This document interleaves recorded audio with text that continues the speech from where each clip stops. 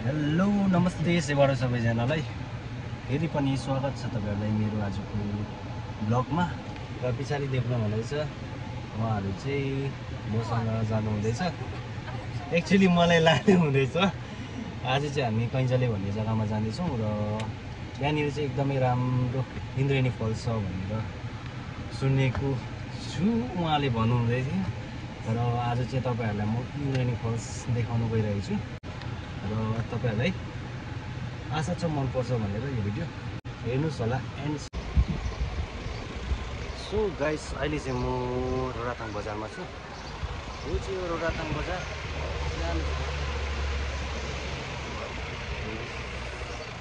एकदमै सानो बजार छ यतापट्टि। हामी चाहिँ अब रोडाथाङबाटै जान्छौँ है। रोडाथाङबाट उता कम्पनी बस्ने बाटो छ, त्यहाँबाट चाहिँ हामी जान्छौँ। अहिले चाहिँ हामी यहाँनिर सानो खानेकुराहरू सौदाहरू गर्दैछौँ। यहाँनिर हामी चाहिँ बाटो सानो हुनुको कारणले चाहिँ सिधै जानु, सिधै अप्ठ्यारो परेको छ।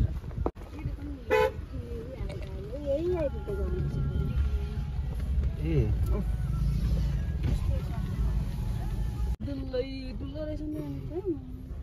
बाटो चाहिँ साह्रै सानो रहेछ र पुरै अफ रोडिङको अनुभव हुन्छ यहाँनिर आउनु भयो भने चाहिँ तपाईँ। यहाँबाट चाहिँ हामी सिधै लाग्दैछौँ।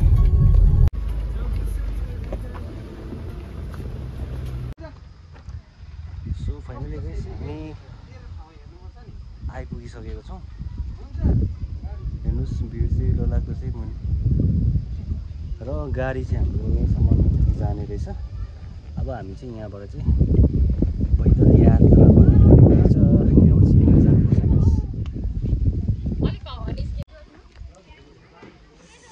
अहिले चाहिँ एकदमै गरम छ है। कति गरम छ भन्नुहोस्।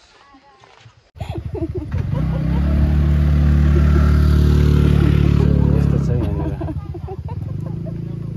बनाएको रहेछ।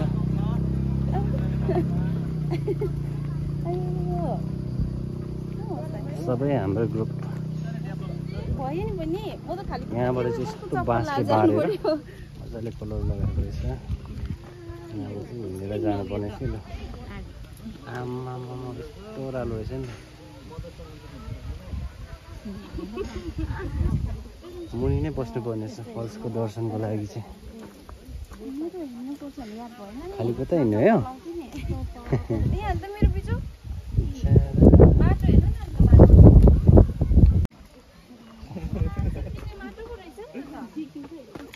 बाटो चाहिँ डरलाग्दो रहेछ। अब पुरै अप्ठ्यारो रहेछ बाटो चाहिँ गाइस। बाँसले मजाले बारिदिएको छ कलर लगाएर,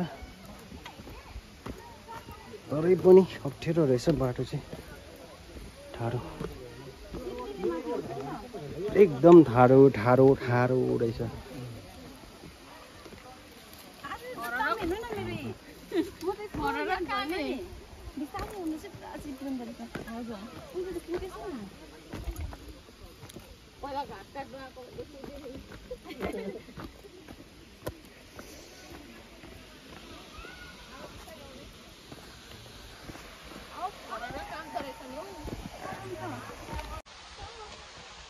सो अहिले चाहिँ स्टिल हामी चाहिँ ओह्रालो झर्दैछौँ है।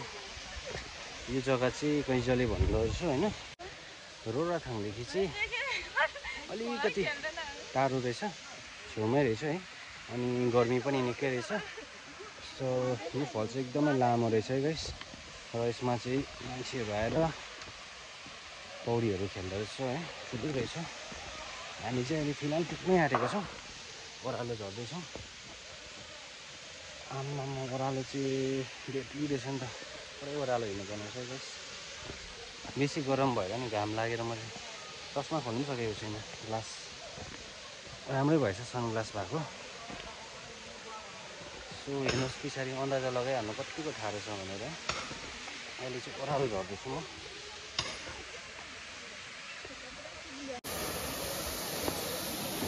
सो फाइनली गाइस हामी चाहिँ अब चाहिँ एन्डमा आइपुगेको छौँ।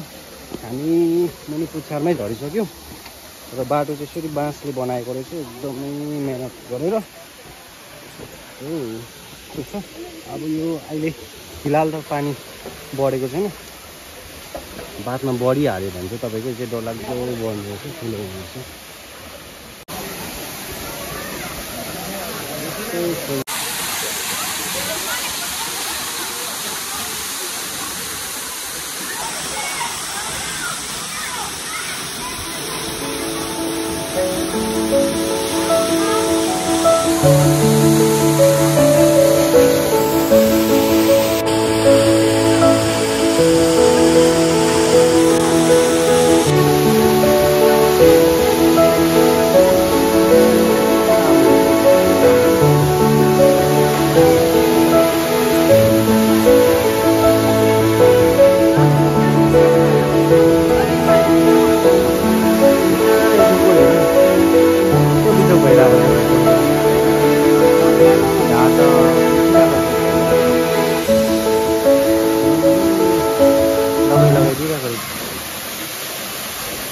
सो फाइनली हामी गाइस आइपुगेको छौँ रेनबो वाटरफल्समा। इन्द्रेणी वाटरफल्स भन्छ यसलाई चाहिँ। त्यति सक्नुहुन्छ एकदमै लामो छ यस पछाडि मान्छेहरू अलिअलि भेला भएको छ।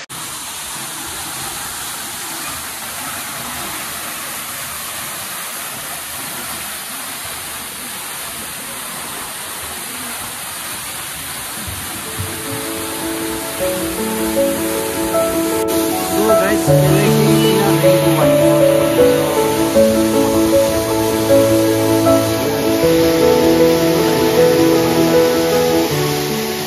यहाँनिर हेर्नु तल है, यसलाई चाहिँ इन्द्रेणी वाटरफल्स त्यसै कारणले भन्दैन छ किनकि यहाँनिर हेर्नु अहिले चाहिँ सानो बनिरहेको छ। यहाँनिर रेनबो इन्द्रेणी बनिरहेको छ यो जग्गामा चाहिँ। त्यो बाहिर जग्गा छ। सेवारू नमस्ते सबैजनालाई। तपाईँहरूको नाम भन्नुहोस् न मलाई।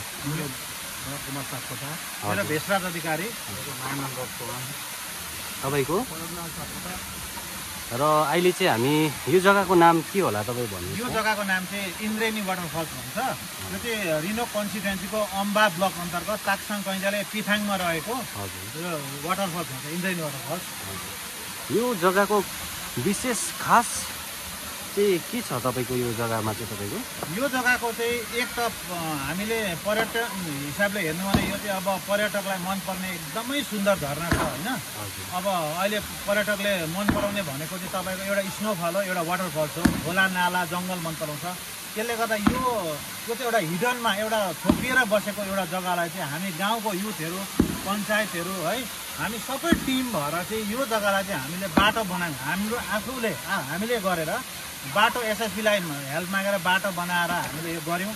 अनि अबको आउने जेनेरेसन, अबको फ्युचरमा चाहिँ हामीले चाहिँ ठुलो प्रोजेक्ट बनाएर यसमा चाहिँ जिप लाइनदेखि लिएर है, क्याफेटेरियादेखि लिएर ठुलो हामीले प्रोजेक्ट गर्दैछौँ यसमा है।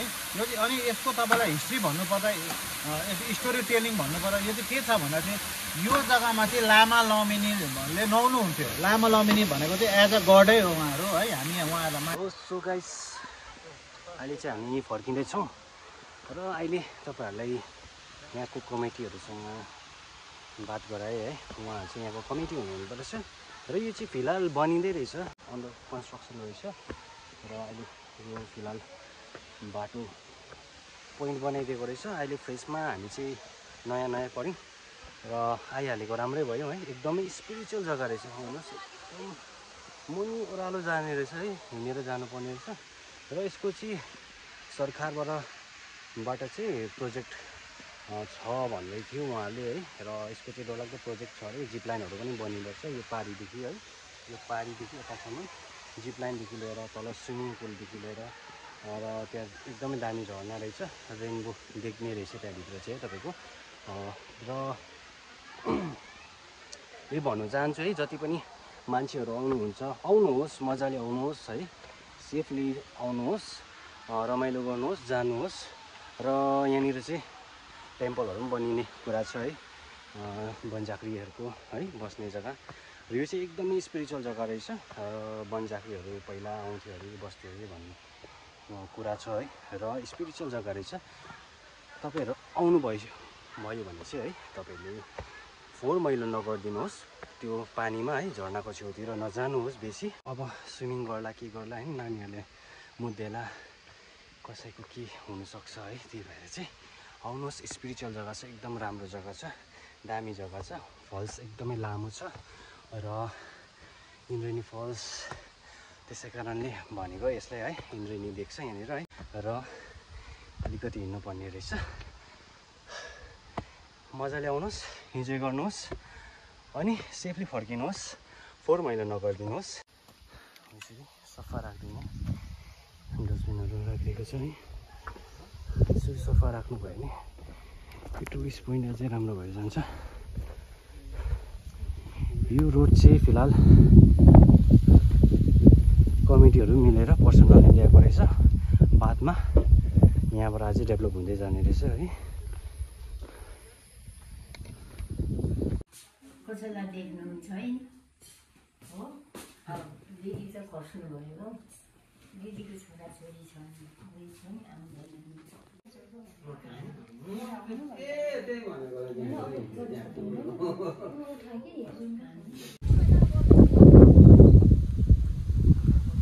सो गाइस, अहिले चाहिँ हामी दाजुको घरमा आएको थियौँ र यो चाहिँ